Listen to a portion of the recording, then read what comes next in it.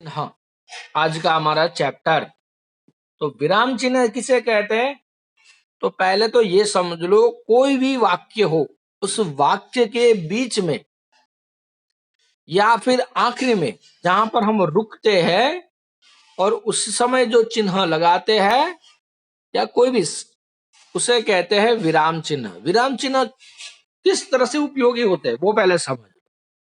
विराम चिन्ह एक तरह से संकेत है। जैसे कि हम रास्ते पे जा रहे हैं, मैं किसी भी रास्ते पे ड्राइव करते जा रहा हूँ, बाइक है, कार है या कुछ भी, तो आप देखते होगे रास्ते में बहुत सारे बोर्ड्स होते हैं। जैसे कि मानो कि हम सूरत से मुंबई जा रहे हैं, बम्बे जा रहे हैं, तो वहां पर आप रास्ते में देखते होगे कि आगे मानो कि कोई ट्रेन आ रही, ट्रेन का कोई फाटक आ रहा है तो उसके निशान होंगे, या फिर आगे रास्ता दाएं या बाएं मुड़ रहा है उसका निशान होगा, आगे डिवाइडर आ रहा है तो उसका निशान होगा, रास्ता छोटा है या बड़ा है उसका निशान होगा, कोई नदी पर बड़ा ब्रिज आ रहा है उसके निशान होंगे। तो उन सबको क्या कहते हैं? संकेत।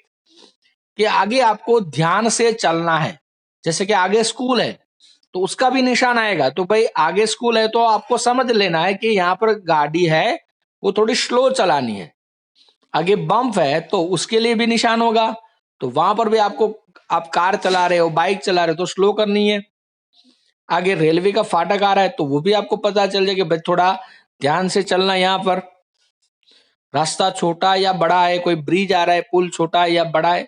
ये सारे संकेत होते हैं कि आप किस तरह से वहां उस रास्ते पर चलोगे, ताकि आपका जो सफर है वो ठीक से हो। तो इसी तरह से हम जब पढ़ते हैं, कोई भी चीज हम पढ़े या फिर लिखे, तो उस समय सामने वाला किस तरह से पढ़ेगा या फिर किस तरह से लिखेगा, उसके लिए वहां पर संकेत देना, उसी को कहते हैं विराम चिन्ह। जैसे कि मैं यहां पर एक वाक्य लिखता हूं, एक वाक्य में यहां पर लिख रहा हूं, आप समझो।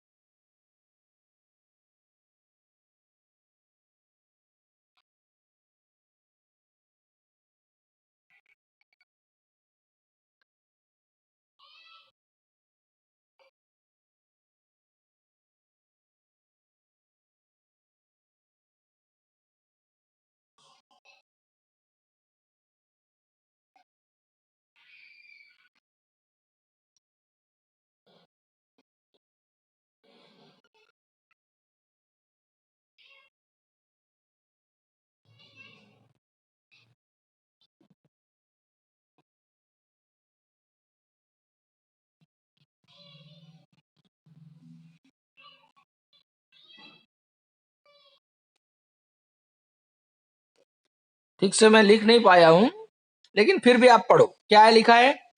यहां पर कचरा डालना मना है, डालने वाले को सजा होगी। ये वाक्य लिखा है। क्या वाक्य लिखा है? फिर से समझो।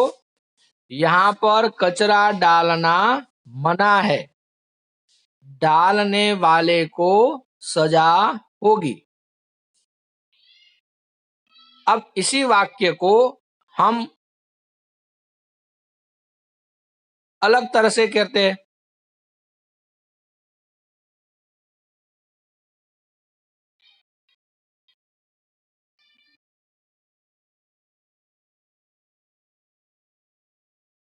यहां पर कचरा डालना,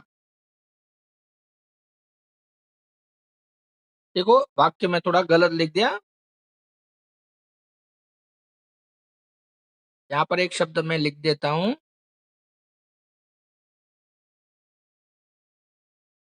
नहीं। क्या वाक्य है? यहां पर कचरा डालना नहीं, डालने वाले को सजा होगी। तो यहां पर मैं अल्प विराम यानी कि कोमा कर देता हूं। यहां पर देखो, यहां पर मैंने किया है, तो वाक्य क्या हुआ? यहां पर कचरा डालना नहीं, डालने वाले को सजा होगी। यानी कि कोई एक जगह बताई गई है, वहां पर कचरा नहीं डालना है, जो भी डालेगा उसे सजा होगी। अब इस वाक्य को किसी को पढ़ना है, मैं उसे अनम्यूट करूंगा। ये कौन है? रिश्वा, इतनी सारी बातें क्यों लिख रहे हो? चुपचाप पढ़ो ना। शैली, आपको अनम्यूट कर रहा हूं, ये वाक्य जो मैंने लिखा है उसे पढ़ो। अपने आप को अनम्यूट करो, पढ़ो। Okay, good morning sir. Good morning. यहाँ पर कचरा नहीं आगे है, डालने वाले को सजा होगी। इसका मतलब क्या हुआ? यहाँ पर कचरा नहीं डालना है, वो मैं कह रही हूँ किसी को। हाँ। आपको मैं कह रही हूँ यहाँ पर कचरा नहीं डालना है, ओके वरना हमें सजा मिलेगी। ओके, अब मैं यहाँ से देखो कॉमा हटा दे रहा हूँ। यहाँ पर जो कॉमा था ना, वो मैंने हटा दिया। अब मैं कॉमा यहाँ पर कर रहा हूँ। देखो यहाँ पर दिख रहा है आपको? अब फिर से पढ़ो।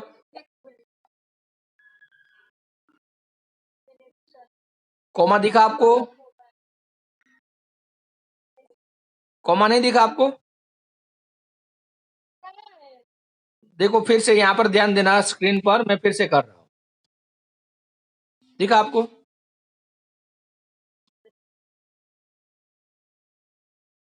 नहीं कि आगे मैंने किया, देखो। ओके, अब फिर से पढ़ो, फिर से पढ़ो जल्दी।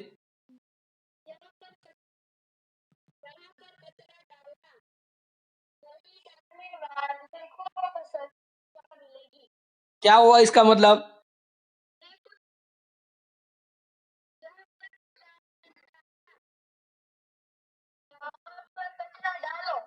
हाँ, समझ में आया कुछ? वाक्य का मीनिंग पूरा बदल गया। पहले क्या था? यहां पर कचरा डालना नहीं है, जो डालेगा उसे सजा मिलेगी। लेकिन अब मैंने देखो कोई भी शब्द मैंने इधर उधर नहीं किया, सिर्फ कॉमा बदला है। तो मतलब क्या हुआ? यहां पर कचरा फेंकना है, जो नहीं फेंकेगा उसे सजा मिलेगी। पूरा मीनिंग बदल गया। तो ये होता है चिन्हों का मतलब। अगर आप ठीक से चिन्ह लगाओगे तो ठीक से उसका अर्थ होगा। अगर ठीक से उसका अर्थ नहीं आप कोमा ठीक से नहीं लगाओगे तो उसका मतलब भी बदल जाता है।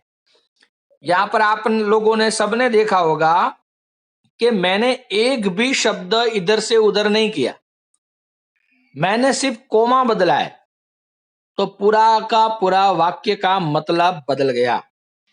तो यही होता है विराम चिन्हों का मतलब। हमने पहले वाक्य कहा कि यहां पर कचरा डालना नहीं, मतलब यहां पर कचरा फेंकना नहीं है।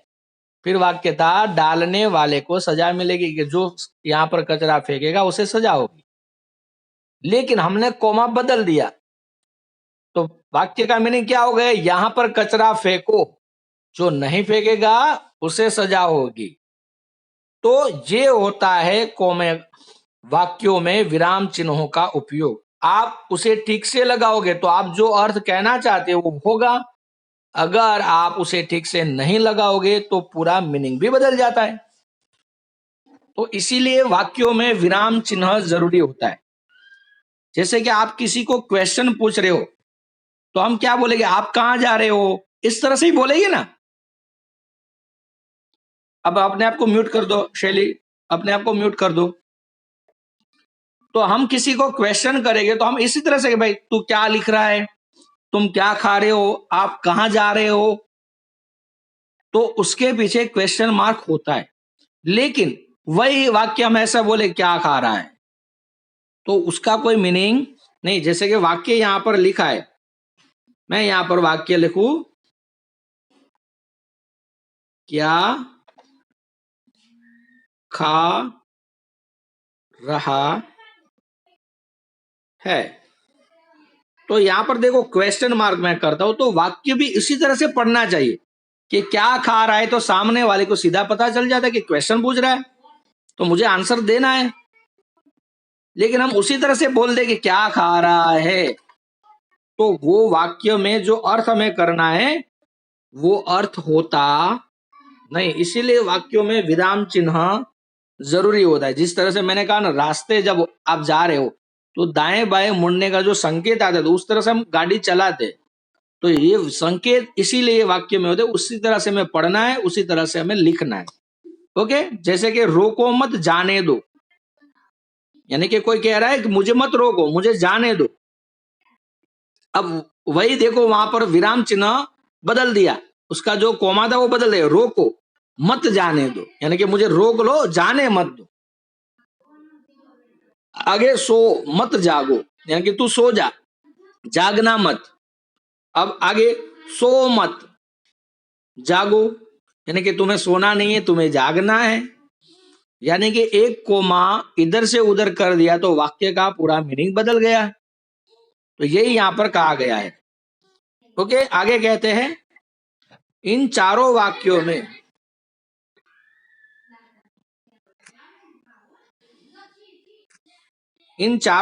में अलग अलग अर्थ है, यानी कि सभी में वर्ग अर्थ अलग अलग हो गए। इन वाक्यों में अल्प विराम यानी कि कोमा चिन्ह का स्थान बदलने से वाक्यों का अर्थ बदल गए।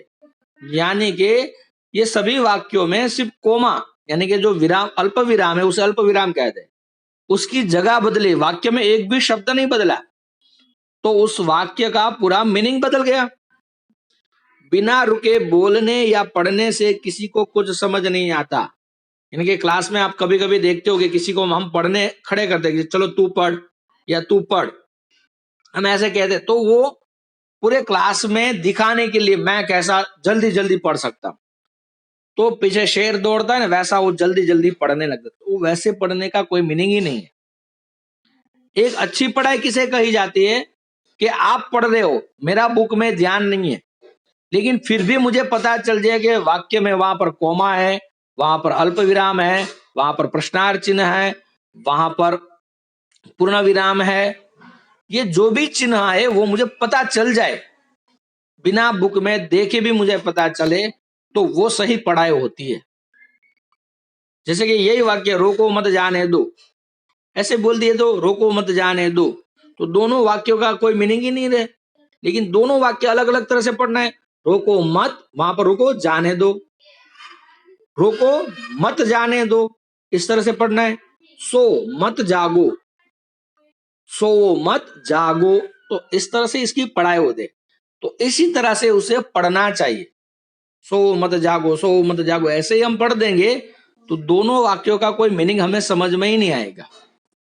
आगे, अतः बोलते पढ़ते या लिखते समय विराम की आवश्यकता होती है, कि इसीलिए जब हम बोलते हैं, पढ़ते हैं या फिर लिखते हैं, आप किसी के साथ बात करते हो तो भी बीच में रुकना चाहिए, आप किसी के साथ कोई किताब पढ़ रहे हो जोर से तो भी बीच में रुकना चाहिए, या फिर कोई भी चीज लिख रहे हो तो उसमें भी विराम चिन्ह के संकेत हमेशा ठीक से लिखने चाहिए, ये जरूरी होते हैं। आगे कहा विराम का अर्थ है ठहरना या फिर रुकना, और चिन्ह का अर्थ होता है निशान। यानी कि विराम चिन्ह किसे कहते हैं कि जहां पर रुकना है और किस तरह से रुकना है उसका निशान, उसी को कहते हैं विराम चिन्ह, या फिर संकेत भी से कहते हैं। किसी भी भाषा को बोलते पढ़ते या लिखते समय अर्थ को स्पष्ट करने के लिए वाक्यों के बीच का अंत में थोड़ा रुकना होता है। यानी कि कोई भी लैंग्वेज आप पढ़ो, हिंदी हो, संस्कृत हो, इंग्लिश हो, गुजराती हो या कोई भी अदर लैंग्वेज, आप जब पढ़ते हो लिखते हो तो उसे बीच बीच में रोकना, यानी कि जहां पर जरूरी होता है ऐसे ही रुकना नहीं है, जहां पर जरूरी होता है वहां पर रुकना जरूरी हो। आप जैसे कि मैंने ऊपर चारों वाक्य में ऐसे पढ़ दो, रुकना मत जाने दो, रुकना मत जाने दो, सो मत जागो, सो मत जागो, तो कुछ मीनिंग ही नहीं समझ में नहीं आएगा। लेकिन चारों वाक्य के मीनिंग अलग अलग है। जैसे कि अभी मैंने एक वाक्य आपको लिखा था कि यहाँ पर कचरा डालना मना है, यहाँ पर कचरा डालना नहीं, डालने वाले को सजा होगी। वही वाक्य हम ऐसे ही दोनों वाक्य में, दो वाक्य मैंने लिखे, एक वाक्य में अल्प विराम नहीं के बाद था, एक वाक्य में अल्प विराम नहीं के पहले था। तो दोनों में ऐसे ही बोल दूं कि यहाँ पर कचरा डालना नहीं, डालने वाले को सजा होगी, तो कुछ मीनिंग समझ में आएगा नहीं। लेकिन दोनों अलग अलग तरह से भाई, यहाँ पर कचरा डालना नहीं, डालने वाले को सजा होगी, तो एक वाक्य समझ में आ गया। दूसरा वाक्य इस रहेगा, यहाँ पर कचरा डालना नहीं, डालने वाले को सजा होगी। तो उसी तरह से वाक्य के बीच में रुकना जरूरी होता है। अब आगे, वाक्यों के बीच या अंत में रुकावट का संकेत देने वाले चिन्हों को विराम चिन्ह कहते हैं। ये उसका डेफिनेशन है कि वाक्य के जो बोल रहे हैं हम, उसके बीच में या फिर अंत में, देखो विराम चिन्ह दोनों तरह के होते हैं। वाक्य के बीच में भी हो सकते हैं या फिर वाक्य के अंत में भी हो सकते हैं। कि बीच में या अंत में रुकने का, रुकावट का, यानी कि रुकने का जो संकेत का चिन्ह है, उसी को विराम चिन्ह कहते हैं। अब हिंदी में कुछ विराम चिन्ह इस तरह से है, देखो पहला चिन्ह है सीधी दंडी, जिसे हम कहते हैं पूर्ण विराम, फिर कहते हैं अल्प विराम, फिर क्वेश्चन मार्क्स, फिर होता है आश्चर्यचकित करने वाला, उसे हम कहते हैं उद्गार चिन्ह, फिर दो कोमा है तो उसको यहां पर देखो लिखा है उद्धरण चिन्ह, ओके। और यहां पर ये चिन्ह जो माइनस जैसा है उसे कहते हैं योजक। अब इन सब का उपयोग क्या क्या होता है ये हम सीखेंगे। तो पहला हम सीखेंगे पूर्ण विराम। पूर्ण विराम कहाँ होता है? तो देखो पूर्ण विराम का अर्थ है भली भांति ठहरना, यानी कि पूरी तरह से ठहरना। वाक्य के अंत में लगाया जाता है, यानी कि कोई भी वाक्य जब पूरा हो, पूरी तरह से वो वाक्य पूरा हो जाता है कि मैं अभी नहीं आऊंगा, बस बात खत्म, तो वहां पर पूर्ण विराम होता है। जैसे सुबह का समय था, बस वाक्य था, आ गया ना। पक्षी चहचहा रहे थे, रमेश विद्यालय जा रहा है, यानी कि कोई भी बात जब पूरी कह दी जाए, हमें पूरी तरह से समझ में आ जाए, तो वहां पर पूर्ण विराम होता है। आगे अल्प विराम, अल्प विराम यानी कि कोमा, जहां थोड़ा रुकना है, यानी कि थोड़ी देर के लिए रुकना है, ज्यादा समय नहीं। हम कार चला रहे, बाइक चला रहे, जैसे ब्रेक मार दे फिर चलाने लगते हैं, उसी तरह से यहाँ पर थोड़ा ही ब्रेक लगाओ फिर आगे पढ़ने लगो, कि जहां थोड़ा रुकना है वहां अल्प विराम लगाया जाता है। यह एक ही तरह के अनेक शब्दों या वाक्यों में शुरू में आने वाला हाँ या नहीं के बाद लगता है। यानी कि कोमा कहाँ कहाँ होता है, यानी कि एक जैसे दो वाक्य हो तब बीच में कोमा आ जाता है, या फिर एक जैसे कई शब्द हो तो बीच में कोमा होता है। जैसे कि कोई शहरों की बात कर रहा है तो उसमें शहर के नाम आने लगेंगे, दिल्ली, मुंबई, कलकत्ता, चेन्नई, अहमदाबाद, सूरत, तो हर शब्द के बाद में कोमा लगता रहेगा। या फिर एक ही बात हम अलग तरह से कह रहे, जैसे कि हाँ तुम आज ही चले जाओ, तो पहले हाँ कह दिया फिर चले जाओ, तो ये दो वाक्य हो गए। तुम कब खेलने चलोगे मोहित, तो दो वाक्य हो गए। पहले तो उसे पूछ रहे और फिर उसका नाम लिख दिया, तो वहां पर देखो बीच में कोमा आ गया। घर चलो माँ बुला रही है, तो पहला वाक्य घर चलो और माँ बुला, दोनों एक दूसरे के साथ जुड़े हुए, इसलिए वहां पर बीच में कोमा आ गया। आगे प्रश्न सूचक चिन्ह। प्रश्न सूचक चिन्ह यानी कि जहां पर क्वेश्चन पूछने हैं, हमें प्रश्न करना है, यह प्रश्न पूछे जाने वाले वाक्यों के अंत में लगाया जाता है। जहां पर भी हम क्वेश्चन करते हैं, किसी को भी हमने प्रश्न पूछा तो वहां पर प्रश्नार्थ चिन्ह जरूर होगा। जैसे कि आप कहाँ जा रहे हैं, कब लौटोगे, दो क्वेश्चन है, तो दोनों क्वेश्चन के बाद में क्वेश्चन मार्क लगा दिया। हम कुछ भी क्वेश्चन पूछे, तू क्या खा रहा है, तू कब स्कूल से आया, कब जाएगा, तो ये सारी बातें जब हम क्वेश्चन करते हैं तो शब्द के वाक्य के अंत में क्वेश्चन मार्क्स होता है। ओके, आगे अब देखो विस्मयादि बोधक, विस्मयादि बोधक कहां पर होता है? जब हमारे मन के भाव, मन के भाव, हम जब मन की इच्छाएं कुछ बताते हैं, कुछ भी हो, कौन कौन से भाव होते हैं? तो कि हर्ष, हर्ष यानी कि खुशी, दुख, हमारे मन के कोई दुख की बात हो, आश्चर्यचकित करने यानी कि आश्चर्य, हमें कुछ ऐसा लगे जो हमने पहले कभी सोचा नहीं था, प्रशंसा, हम किसी की तारीफ करें, भय, हम किसी चीज से डर की बात करें, ऐसे जो मन के भाव होते हैं उन उस समय ऐसा चिन्ह, देखो चिन्ह वहां पर दिखा है, एक डंडी जैसा और नीचे एक पॉइंट यानी कि डॉट करना है। संबोधन सूचक शब्दों या वाक्यों के अंत में लगाया जाता है। यानी कि ये कब होता है? एक तो ये मन के भाव, हर्ष हो यानी कि खुशी हो, दुख हो, डर हो, आश्चर्य के मन के भाव हो, किसी की तारीफ की बात हो, तब ये चिन्ह लगता है। साथ में हम किसी को बुलाए, किसी को संबोधन करें, यानी कि आप क्लास से बाहर निकल रहे, आपका कोई दोस्त जा रहा है, तो आप क्या कहेंगे? महेश इधर आ। तो जो महेश हमने बोला वो क्या हुआ? संबोधन। तो महेश शब्द के बाद ये चिन्ह लगाया जाता है।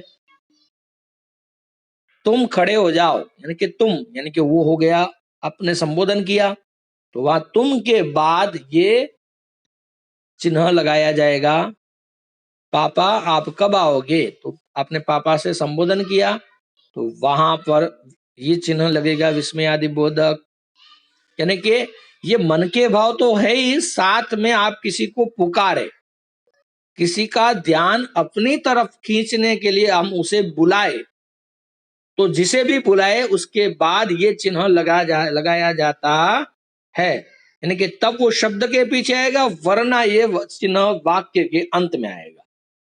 ओके, आगे जैसे कि कितना सुंदर फूल है, यहाँ पर हमने एक अच्छी बात की कि भाई किसी को नया लगा है, कितना सुंदर फूल है, पहले ऐसा देखा नहीं था, वाह आपने तो कमाल कर दिया, वाह यानी कि तारीफ हुई।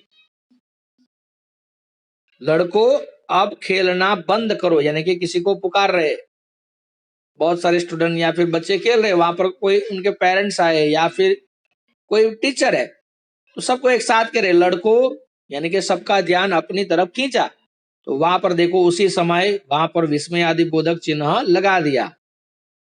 आगे संबोधन में लड़कों या लड़कियों लिखना ही सही है, लड़कों या लड़कियों नहीं।